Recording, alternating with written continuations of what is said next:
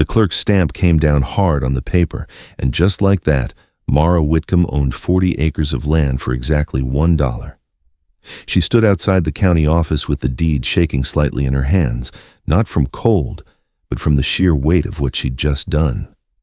Behind her, through the glass doors, she could still hear the clerk muttering to a co-worker that nobody in their right mind would take on that property. Mara didn't turn around. She folded the paper carefully, tucked it into her jacket like it might blow away, and walked to her truck. Before you find out what she discovered buried under decades of weeds, ask yourself this: would you risk everything on a piece of land nobody else wanted? And if you were laughed at by everyone in town for doing it, would you still walk away, or would you dig in? Stick around, because what happens next on this abandoned hillside is going to surprise you. And if stories like this keep you hooked, hit subscribe now so you don't miss where this one goes. The 40 acres sat on the edge of town, a tangled wall of honeysuckle, blackberry brambles, and thorny vines so thick you couldn't see 10 feet past the tree line. Everyone in the county knew the property. Everyone had an opinion about it. The land had sat abandoned for decades, taxes piling up until the county finally auctioned it off just to be rid of the burden. Mara was the only bidder. She hadn't just bought 40 acres of brush. She'd inherited years of unpaid taxes and a legal requirement to restore the land to agricultural use within 3 years, or lose it entirely. At the feed store the next morning, word had already spread. 40 acres of weeds, one of the older farmers said, shaking his head as he counted out change for a bag of feed.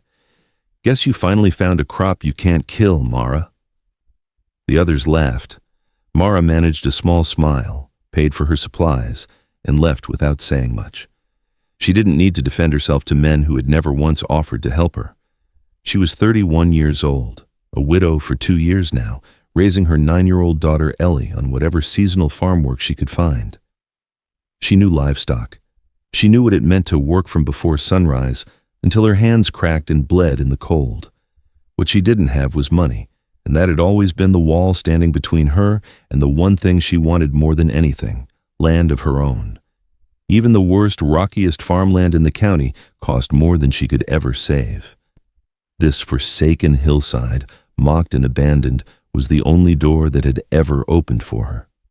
The first time she walked Ellie through the property, holding back vines with her forearms so her daughter could pass, Ellie looked around at the tangled green wilderness and asked the only question that mattered.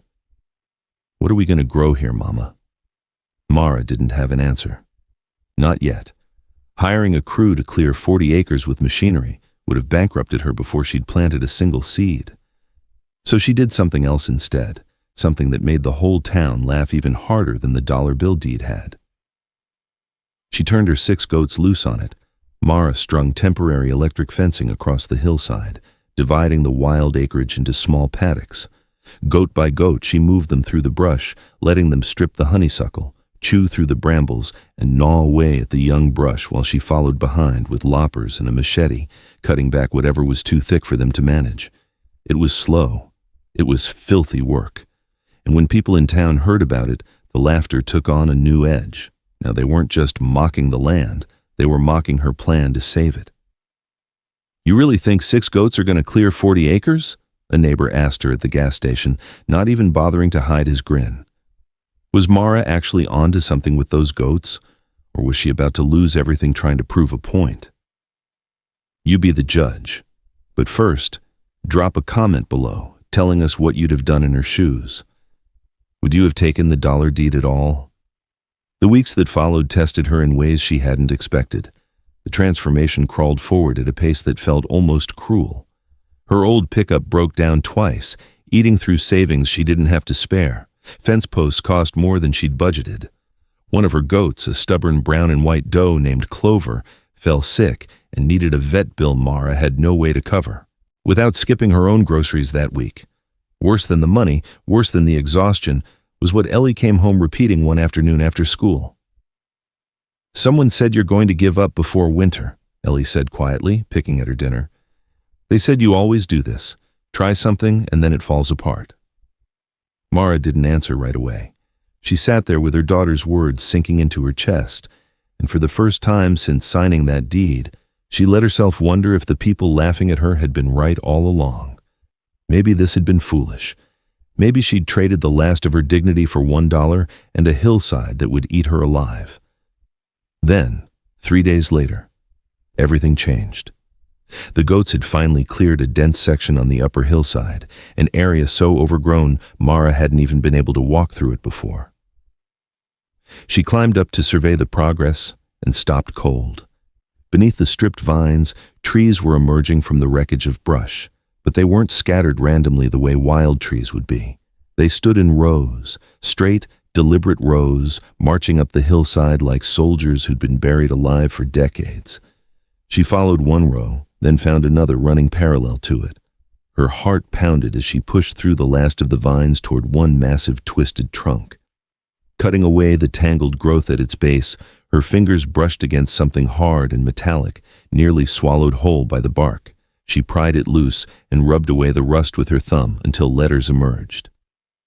York Imperial, 1948. Mara stood frozen on that hillside, staring at a metal tag older than her own parents. These weren't wild trees that had seeded themselves over the decades. This was an orchard. A real, planted, tended orchard, swallowed alive by neglect and time.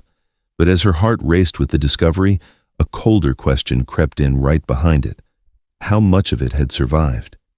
If you've ever stumbled onto something you weren't looking for, in your yard, your family's old property, anywhere, type it in the comments because Mara's discovery was about to get a lot more complicated and you're not going to believe what came next. Over the following days, Mara stopped clearing randomly and instead followed the ghost of the old rows uphill. Every section she cleared revealed more trees, 20, 50, eventually well over 100, climbing the hillside in orderly lines that told her this had once been a serious working orchard. She found the remains of old irrigation lines buried in the dirt, collapsed wooden fruit crates rotted soft with age, rusted pruning shears half swallowed by roots. The worthless property she'd bought for $1 was beginning to look like something else entirely, something that might actually save her. She called the county agricultural extension office, and a soft-spoken agent named Reggie drove out to walk the orchard with her. Mara talked fast as she led him through the rows, pointing out tree after tree, certain he was about to tell her she'd struck gold. He didn't celebrate. He moved slowly instead, breaking small branches to check the wood inside, peeling back bark, crouching to examine roots pushing up from the soil. His expression stayed unreadable the entire time, and Mara's excitement began curdling into dread with every tree he frowned at. "Many of these are diseased," he finally said, straightening up and wiping his hands on his jeans. "Some are hollow at the core, others are too far gone to bring back. Decades of neglect don't just undo themselves because somebody cleared the weeds off top." Mara felt her stomach drop. "You found an orchard, Mara," Reggie said, not unkindly. "That doesn't mean you have one." The words followed her home that night and sat with her long after Ellie had gone to bed. She ran numbers at the kitchen table until the lamp burned low. Professional restoration crews were impossible. Replacing hundreds of trees was impossible. New equipment, new fencing, new everything. All of it impossible on what she had left. So when a neighboring farmer showed up at her door a week later offering several $1,000s for the property, real money, more than she'd ever held at once, the offer landed like a lifeline thrown to someone drowning. "You could walk away clean," he told her, standing in her doorway with his hat in his hands. "No more ridicule, no more risk. Just take the money, Mara." She almost said yes right there. She was already picturing the debts it would clear, the breathing room it would buy her and Ellie. But that night, as she sat turning the offer over in her mind, Ellie looked up from her homework and asked one simple question that stopped her cold. "If it's worthless, Mama, why does he suddenly want it so bad?" Mara didn't sleep that night. By morning, she'd made her decision. She turned the offer down. This is exactly the kind of twist you don't want to scroll past. So if you're enjoying this, smash that like button right now, because the next part of Mara's story is where everything starts to turn around. Instead of trying to save all 40 acres at once, Mara narrowed her focus to a single section of the hillside. Reggie came back, this time to teach rather than judge, showing her how to identify which trees were worth the fight. She learned restorative pruning by lantern light after Ellie went to bed. She learned grafting, soil rehabilitation, the slow, patient science of coaxing dying wood back to life. She cut down the trees that were too far gone, clearing space for the ones that had a chance. The goats kept working the ground between the surviving rows, and for the first time, the progress was something Mara could actually see, order emerging from decades of chaos. Then winter came, and with it, silence. Months passed where Mara had no way of knowing whether any of it had worked. Spring answered for her. One morning, Ellie came sprinting toward the house, breathless, shouting for her mother before she'd even reached the porch. Mara ran after her up the hillside, her heart hammering, bracing herself for she didn't know what. What she found stopped her in her tracks. Branches that had looked half dead just months earlier were now heavy with clusters of white and pink blossoms. Not every tree, not even most of them. But enough, more than enough, to prove that something impossible was happening on that hillside. Standing there with Ellie beside her, Mara let herself cry for the first time since her husband died. As more trees came back to life that season, Mara noticed something strange. Not every apple growing on those branches looked familiar.